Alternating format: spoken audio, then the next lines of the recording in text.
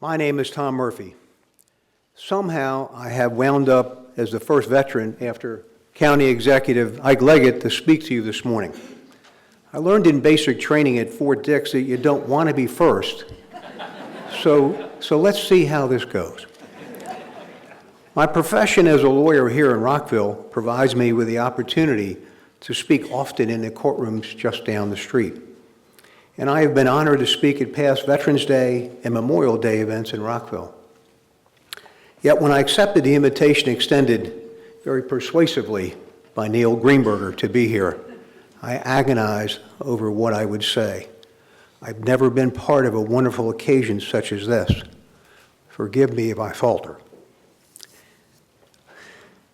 I consider myself just a veteran, just like everybody else here, and fortunate enough to have survived my time as a combat infantryman in Tay Ninh Province, Vietnam. Then I began to think about what ties all of us veterans together. Most of us probably don't know each other. We didn't serve together. And yet there is one word that pulls us together: sacrifice. Sacrifice.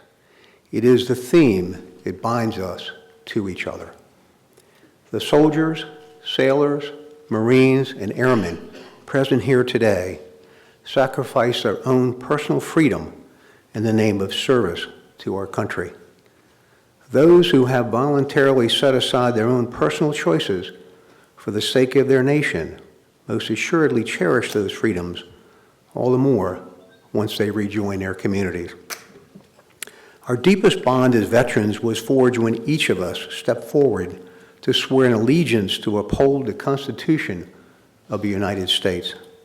Our reasons for doing so might have been centered around amorphous ideas like patriotism, or love of country, or an obligation to repay those who served before us.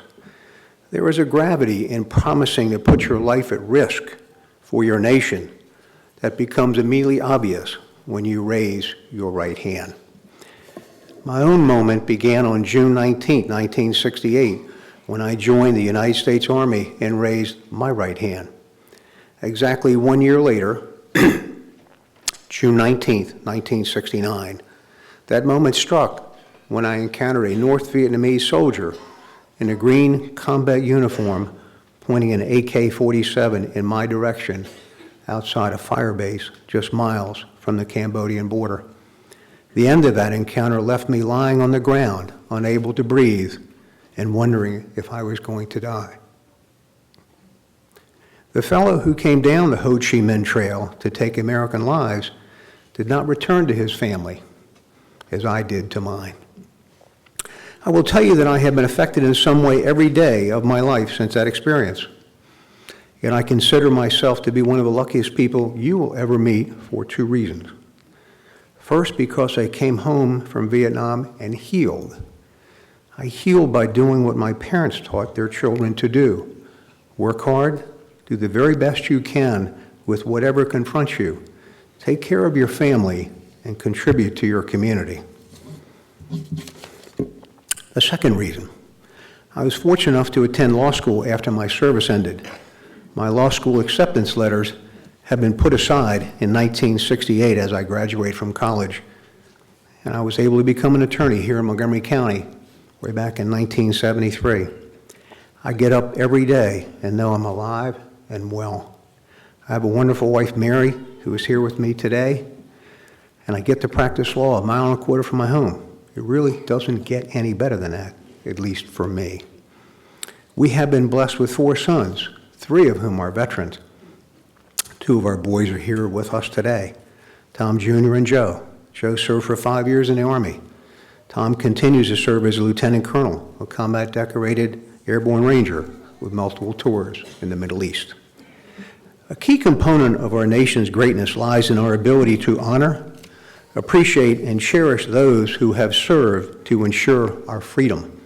For veterans of the Vietnam War, that was missing for many decades. Our society did not give us the honor, resolution, and closure that we deserved. But it is never too late to appreciate the sacrifices made by those who served in Vietnam, and today is a wonderful example of a tribute that, although delayed, is most welcome. We often hear that freedom has a price and each generation pays its dues. My generation, that you see here today, deserves the long overdue accolades of their country for the sacrifices they and their families have unselfishly made. I want to thank each and every one of you for the respect that this ceremony gives to this county's Vietnam veterans.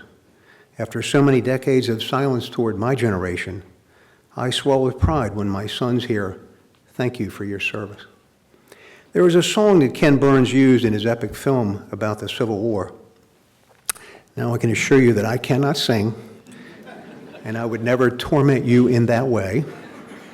But there is a stanza in that song that I want to close my remarks here with that captures my own feelings, and I will share it with you. All we've been given by those who came before, the dream of a nation where freedom would endure. The work and prayers of centuries have brought us to this day. What shall be our legacy? What will our children say?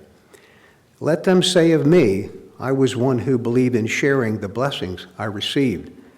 Let me know in my heart when my days are through, America, America, I gave my best to you. Thank you.